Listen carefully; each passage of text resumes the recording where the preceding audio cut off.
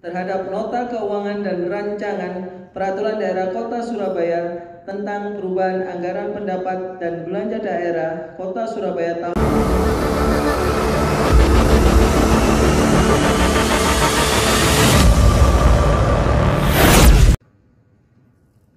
pendapat akhir fraksi Partai Solidaritas Indonesia DPRD Kota Surabaya atas tanggapan dan atau jawaban Wali Kota Surabaya pandangan umum fraksi terhadap Nota Keuangan dan Rancangan Peraturan Daerah Kota Surabaya tentang perubahan anggaran pendapatan dan belanja daerah Kota Surabaya tahun anggaran 2022. Assalamualaikum warahmatullahi wabarakatuh. Shalom Aleichem, Om Swastiastu, Namo Buddhaya, Salam Kebajikan, Rahayu, Rahayu, Rahayu. Yang terhormat Ketua DPRD beserta seluruh pimpinan dan segenap anggota DPRD Kota Surabaya, Wali Kota Surabaya dan Wakil Wali Kota Surabaya yang saat ini diwakili Pak Sekda, Sekretaris Daerah, para asisten Kepala Satuan Perangkat Daerah serta instansi pemerintah Kota Surabaya, rekan wartawan, para undangan dan hadirin semua yang berbahagia. Salam solidaritas.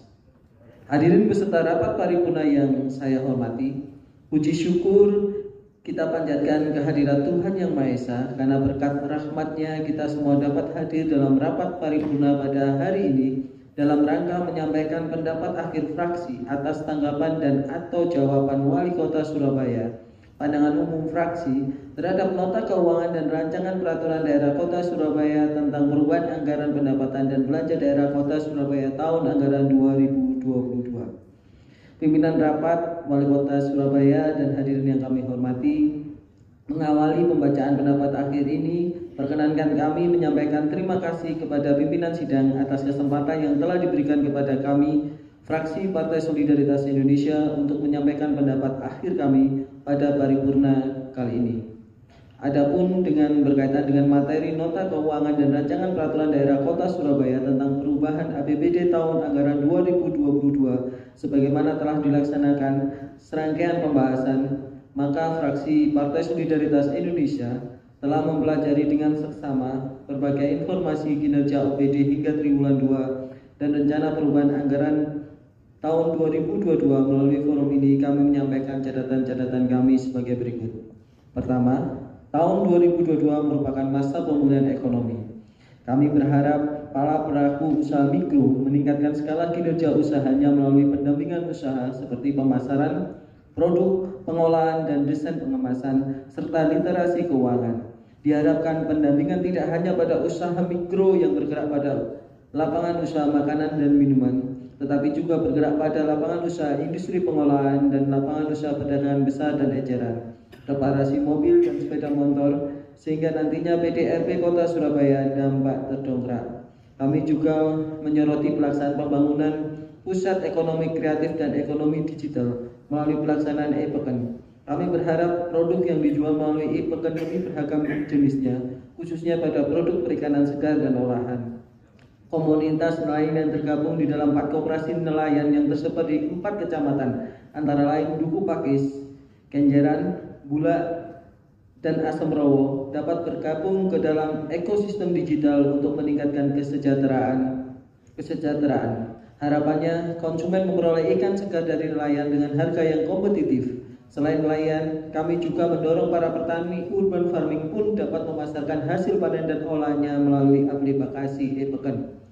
Kedua, kami mengucapkan selamat bekerja bagi direksi yang baru PD Pasar Surya. Direksi yang baru diharapkan memiliki terobosan yang inovatif untuk memberikan pelayanan perpasaran terbaik untuk masyarakat. Kami juga meminta jajaran direksi dapat membuat skala prioritas mengaktifkan kembali pasar yang tidak aktif dan terwujudnya revitalisasi pasar Tunjungan. Selanjutnya, terkait dengan kinerja BUMD yang mencapai opini BPK tidak memberikan pendapat atau TMP, yaitu PT Surya Karsa Utama atau SKU, dan 2 BUMD yang mendapat opini BPK wajar dengan pengecualian atau WDP, yakni PD Pasar Surya dan PD Rumah Pemotongan Hewan. Kami berharap bagian perekonomian lebih mengawasi kinerja ketiga BUMD tersebut. Pada PDAM Surya Sembada diharapkan tidak hanya mengejar profit untuk menambah dividen bagi Pemkot semata, tetapi kualitas air yang dihasilkan dapat meyakinkan masyarakat bahwa air PDAM adalah air yang layak minum.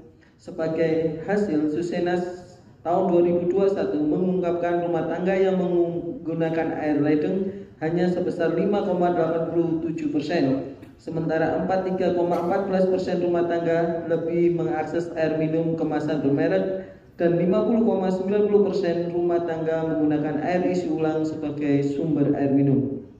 Ketiga, pencemaran air menjadi sorotan kami.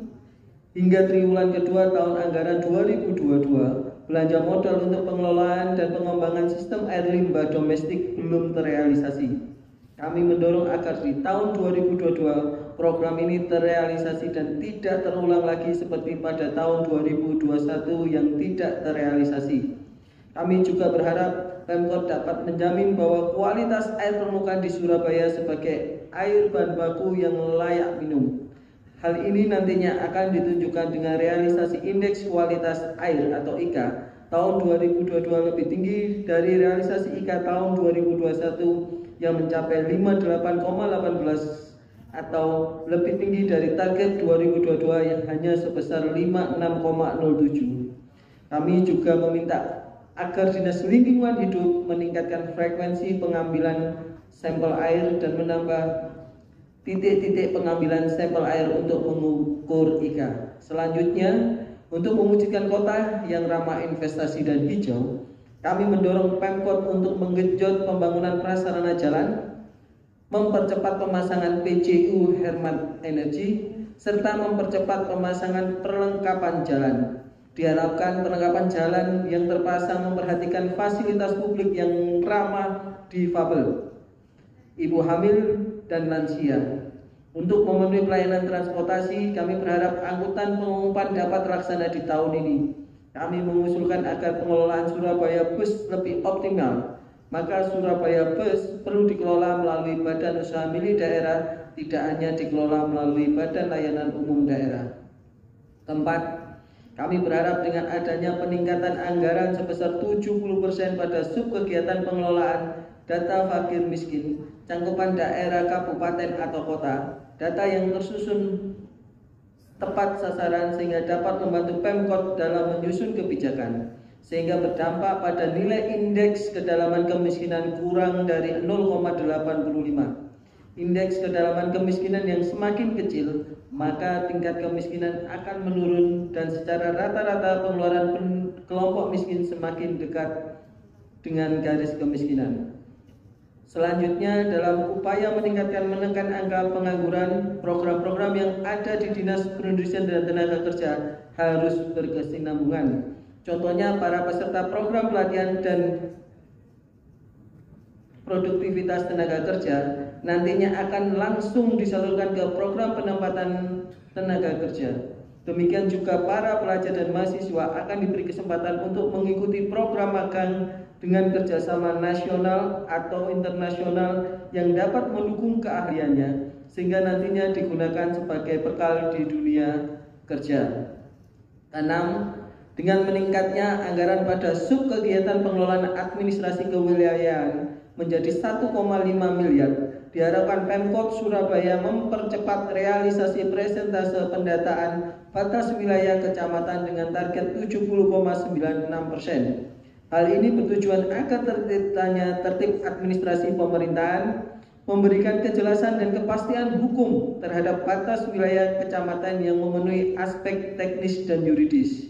Kami berharap tim penetapan dan penegasan batas kecamatan dan kelurahan yang telah terbentuk bekerja dengan optimal dalam upaya penetapan dan penegasan batas kecamatan sesuai ketentuan peraturan perundang-undangan. Terakhir, aset publik masih menjadi sorotan kami. Hingga triwulan kedua, presentasi tanah aset yang telah diproses sertifikasi pada tahap peta bidang telah terrealisasi 9,94% dari target 26,70% dengan sisa tahun anggaran 2022. Pemkot Surabaya didorong mempercepat proses sertifikasi pada tahap peta bidang mencapai target 100% pada tahun 2023. Berdasarkan pertimbangan di atas, fraksi Partai Solidaritas Indonesia secara prinsip menyatakan setuju terhadap nota keuangan dan rancangan peraturan daerah Kota Surabaya tentang perubahan anggaran pendapat dan belanja daerah Kota Surabaya tahun anggaran 2022 ini dengan syarat tetap memperhatikan catatan-catatan yang telah kami sampaikan tersebut. Sidang Dewan yang terhormat dan para hadirin yang kami hormati, demikian penyampaian pendapat akhir fraksi Partai Solidaritas Indonesia atas tanggapan dan atau jawaban Wali Kota Surabaya pandangan umum fraksi terhadap nota keuangan dan rancangan peraturan daerah Kota Surabaya tentang perubahan anggaran pendapat dan belanja daerah Kota Surabaya tahun anggaran 2022. Akhir kata, kami berharap catatan yang kami sampaikan di pendapat akhir ini bisa memberikan manfaat dan mendapat tanggapan dari Wali Kota serta jajarannya. Terima kasih atas perhatiannya. Mohon maaf atas segala kekurangannya. Wassalamualaikum warahmatullahi wabarakatuh. Surabaya, 19 September 2022. Fraksi Partai Solidaritas Indonesia, Dewan Perwakilan Rakyat Daerah Kota Surabaya, Ketua Fraksi PSI DPRD Kota Surabaya sekaligus juru bicara Cucu Suparyono.